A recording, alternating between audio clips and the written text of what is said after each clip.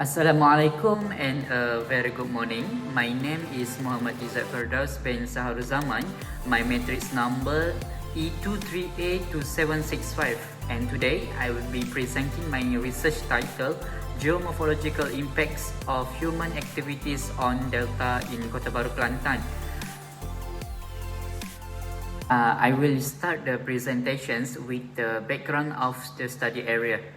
The Kelantan Delta, located in Kota Baru, Kelantan, spans around 117 km per square and was formed through natural and human-induced processes over decades. Deltas are important coastal systems, but in this region, rapid urbanizations, farming, and infrastructure development are threatening its natural balance.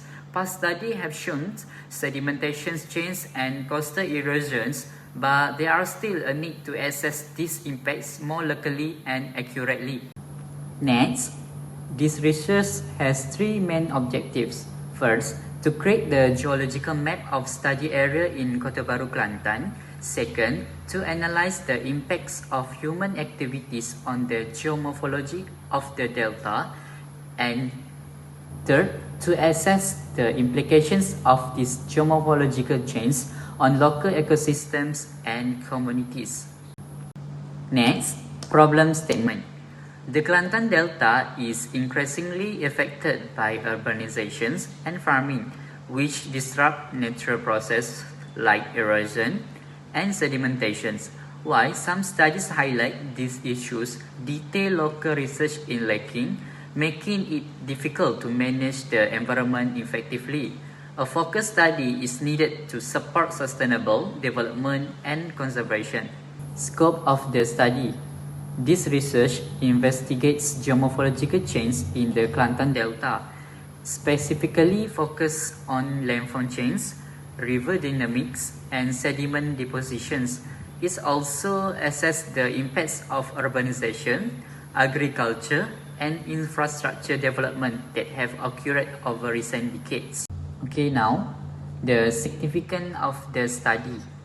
This research highlights how human activities have affected the geomorphology of the Kelantan Delta. It also supports the development of effective management strategies. The findings are intended to create policy markers in promoting sustainable land use, while help to preserve the environmental and socio-economic value of the delta. Next, study area. This study examines geomorphological change in the Kelantan Delta, focusing on landforms, sedimentations, and river behavior affected by natural process and human activities such as development, farming, and urbanizations.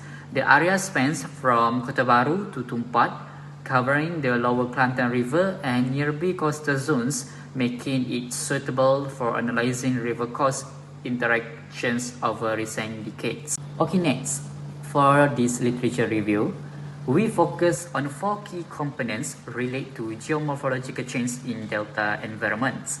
Firstly, under delta geomorphological impacts, studies such as those in the Mississippi Delta show significant land loss due to sediment depletions, primarily caused by upstream dam constructions. This was highlighted by Blum and Roberts in 2009 using GIS and DEM techniques. Similarly, the Nile Delta experienced a drastic decline in sediment input following the constructions of the Aswan Dam, as reported by Stanley and Warren in 1998. These studies clearly demonstrate how human interventions, especially dam building, have led to geomorphological change. However, they largely overlook socio and ecological dimensions. Secondly, we explore the geomorphology of river deltas. According to Wright and Coleman in 1973, deltas form as a river energy decrease and sediment begins to deposit. Their classifications focus on tidal, wave, and fluvial dominance, but largely ignore the growing influence of human activity. Gupta in 2007 argued that most existing models are descriptive and lack precision, especially in the context of developing regions.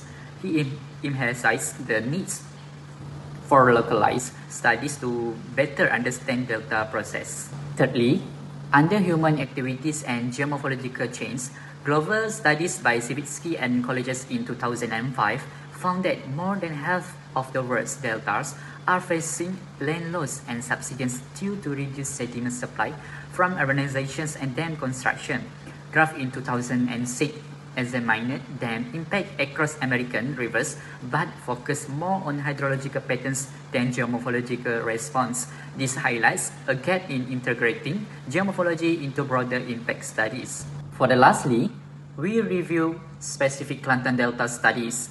Zakaria and others in 2017 notes that development activities such as road constructions and settlement expansions have significantly altered the river's morphology, contributing to both increased sedimentations and erosions.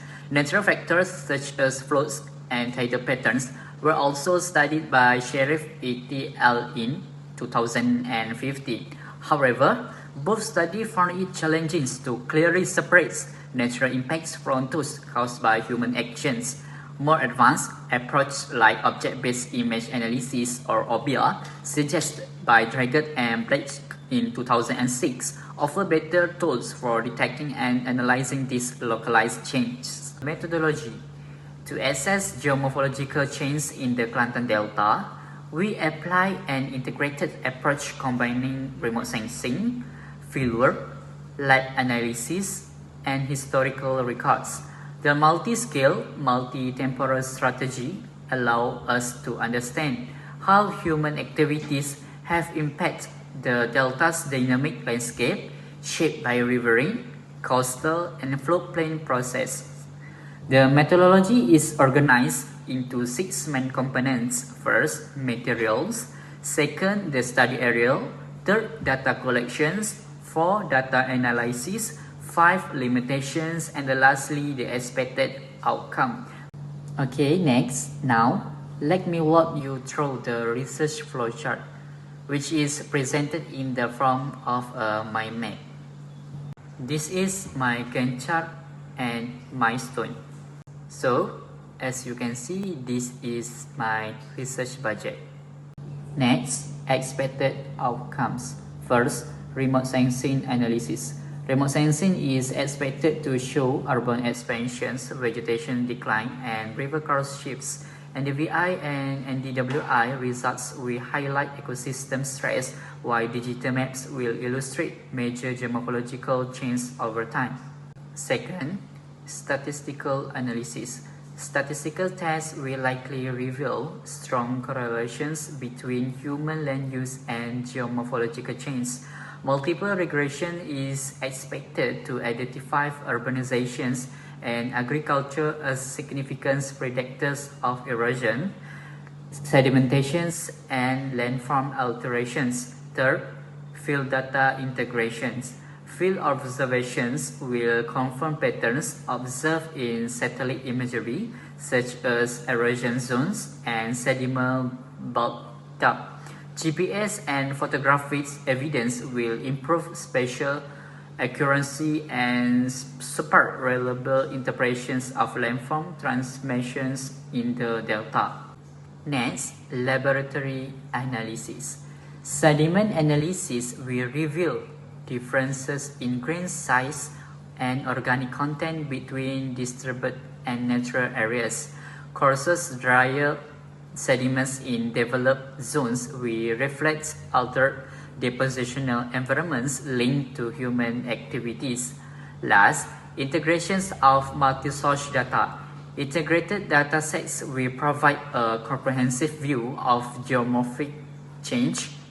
High classifications accuracy and kappa values above 0.80 are expected, ensuring strong agreements between data sources and supporting informed land use decisions.